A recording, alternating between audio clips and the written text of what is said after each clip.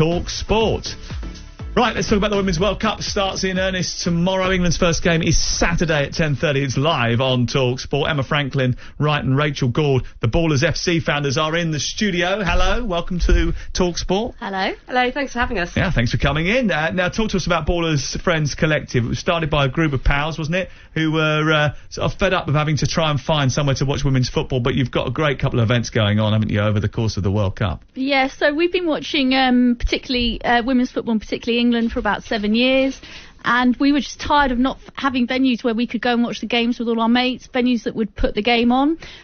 So last year for the Euros we took over a pub because that was the only way we could guarantee that we could show all 31 games. So that's what we did. It was a massive success. We were turning people away, 200 people per game. It was just, it was wild. So when you say took over a pub, what does that look like? Where you bought the pub, or you just ransacked it and said, this is ours now, we get out for a month, you come back when you're finished? I basically went up and pitched it to the landlady of the pub with, we had no branding, no name, anything like that. I just said, this is my idea, this is what I would want to do. And she said, I don't know anything about women's football, but that sounds great. So yeah, let's do it. Fantastic, and it worked. Yeah, it's fantastic, and I think I met most of the other ballers in Lyon for the World Cup in 2019, and Rach and I were reminiscing about it then. And how hot was that, by the way? Oh, it was just glorious. Because the first time I met some of them, one of our crew, Kate, she was stood on a bin in the middle of Lyon playing the trumpet, playing all the England chants. As you do. It was a great atmosphere, though, wasn't it? I mean, we were whizzing around on electric scooters and stuff like that. There was the pub on the corner by the river where everybody went in. It was good fun, wasn't it? You probably would have bumped into us in that pub, yeah. And I think we just craved that party atmosphere of all the fans of all the countries coming together, having a great time, and wanted to bring a bit of that to the Euros and now to this summer. You say you were struggling to find places that would show women's football. I mean, just talk us through those struggles. How difficult was it? Was it a case that there was maybe an EFL or a Premier League game kicking off at the same time, and therefore that took priority? Was that what it comes down to? Yeah, I mean, quite often we'd go into a pub and they wouldn't even know that there was an England match on, and we were like, look, we've got 20 mates here, we want to show it. And they were like, oh, okay, well, what channel's it on? They didn't even know that there was a game on. So there's a bit of, us going into places and, just educating them a little bit on, non-male sport. But it's got better, right, over the course of the last few years with the WSL deal, with ITV4 doing, and ITV doing all of the England Lionesses game. It's had an upgrade in terms of its visibility. Yeah, for sure. And we're hearing of watch parties happening all over the country, like loads of other ones in London. We've partnered with Signature Brew in Haggerston, and we're going to be hosting our watch parties there. So you've taken over their pub now, have you? Yeah, we're just, we go in over a big Baller FC flag and shove it in the middle of the pub and say, this is ours now. Deal with it. Is it a bit trickier, though, because of the kick-off times over in Australia? It is trickier in some ways, but, one of my favourite World Cups was the 2002 one in Japan and Korea. Was that the Beckham goal against Argentina at 8 o'clock in the morning? Yeah. There's something quite fun about getting to a pub at 10 o'clock in the morning, and the lovely folks at Signature Brew have made us a special 2.5% low ABV lager called the Baller Brew. So if people do want to get on the beers for those early kick-offs... You're not adverse to getting to a pub at 6 o'clock in the morning anyway. I've got no problem with it, to be honest. Sounds like fun. Where are we going to meet? Yeah. But seriously, I think the early kickoffs make it even more important that we create these spaces. Like when the Euros was in England, it was great because people could get to the games, tickets were fairly accessible. Yeah. And with it being so far away, creating these atmospheric fan events is part of us trying to keep the momentum going and keep the support going after that wonderful home Euros. The Euros was fantastic, wasn't it? I mean, listen, we broadcast every game live here on talkSPORT, and I was part of the team that did England all the way through, and I must admit, it's one of my best football experiences.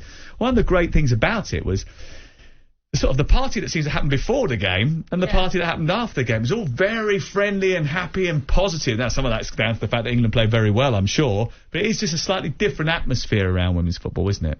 Yeah, I mean, I think there's, we've obviously seen what's happened in England with the men's Euros, and the women's Euros was just a different world away from that. And I think that is something that is bringing a lot of people into the game. The fact that, there isn't this element of trouble, that, it doesn't feel dangerous. It's a celebration, and, there's the parties in the stands are absolutely brilliant. Everybody, who comes down just gets swept up in it. It's an amazing atmosphere. Well, there was a party, a picnic in Southampton, wasn't there, in the park? o'clock just before one of the games that we played down there. I can't remember the game it was. Was it the Ireland game? Northern Ireland. I was with Northern yeah. Ireland all the way through. They were based in Southampton. Yeah, and the England-Northern Ireland game, there was in Southampton that the whole park was taken over by England fans and Irish fans before the game. It was brilliant. Yeah, it was. It was a great tournament to be a part of, and hopefully the Lionesses can back up what they did in the Euros. I mean, in terms of the WSL, there was the report, wasn't there, that Karen Carney released recently, suggesting that a way of growing the game and growing the brand will be to have dedicated TV kickoff times like we have in the men's game. I take it you'd be in favour of that?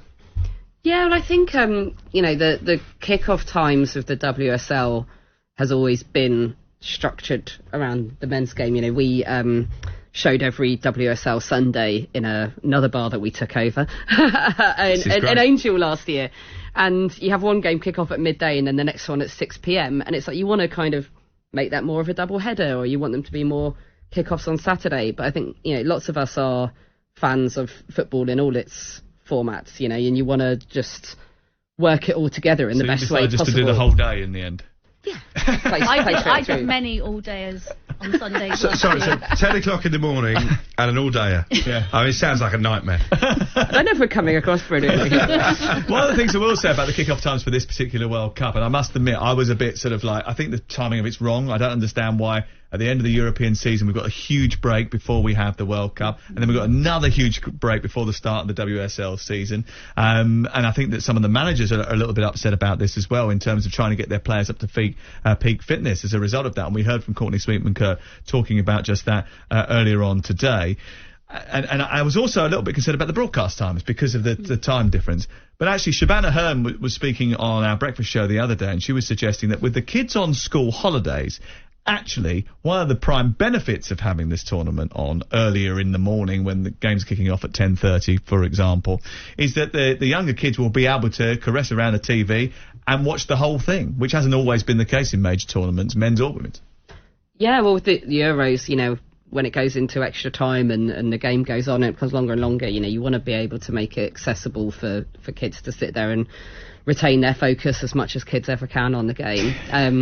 And I think for us with the screenings we're doing, those early kickoffs means that the rest of the day becomes a bit of a festival of football, because football fan culture's never just been about watching the game. We've got DJ sets, we're doing karaoke, we've got a Panini sticker swap corner in the corner of the bar, badge making, flag making, all of this. You got me karaoke. Come on, Alex, what's your song? He can't wait. What's Wonderwall, always Brilliant. Wonderwall. Love it. We'll sing along with you on Manchester that. City song. Yeah, that's the only downside. He's turning, I tell you. It's unbelievable. Okay, big games on the screen. You're starting your first screening when? Tomorrow. For the opening game? For Australia versus Ireland. And what time? It's 11 a.m. kickoff. We open from 10. Yeah. We're expecting a very decent crowd coming down. Lots of Irish people have confirmed that they will be attending. How many games are on tomorrow? Well, there's two, but we're just showing the Australia-Ireland game because the New Zealand game is quite an early kickoff. I think it's around 8 a.m, which is a bit too early for us. Yeah, on day one. I don't believe that.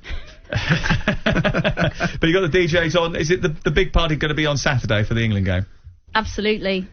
Yeah, Saturday's going to be huge for us. We're already managing people's expectations that walk-ins is going to be tough because we're at almost full capacity just with reservations and group bookings.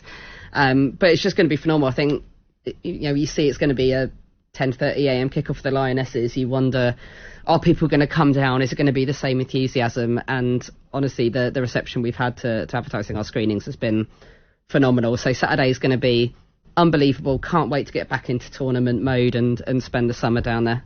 You sound like you could be quite disruptive. Should we be disruptive now? No. Ollie is our producer and he's standing there, he's looking at me down the barrel. He's panicking. You can see it. He should be panicked here. Because I'm thinking, if we had a bit more notice, we could do, me and Crook could do it from there tomorrow. Yes. We could do it from there tomorrow. Oh, what a great show that is. Come on, Ollie. Okay, so Ollie, you're in charge of trying to organise that, okay? All right? Okay. That'd be amazing. I think it would be a good thing for us. Yeah. I think Come it would be down, a good it'd be thing great. for the Women's And we don't World have Cup. any great plans for the afternoon either, do we? It'll be great for us to publicise the Women's World Cup and our coverage, which is live on talkSPORT. So, Ollie, don't know if you were doing anything this afternoon, but you've got a job on your hands now. Just tell everyone where it is. Signature Brewery in Haggerston. Right. They've got another one on Black Horse Road. It's not that one. It's the one in Haggerston. Excellent. Thank you very much for coming in. We appreciate it. Quickly, let's get off to John Norman, who's watching the cricket. Well, we're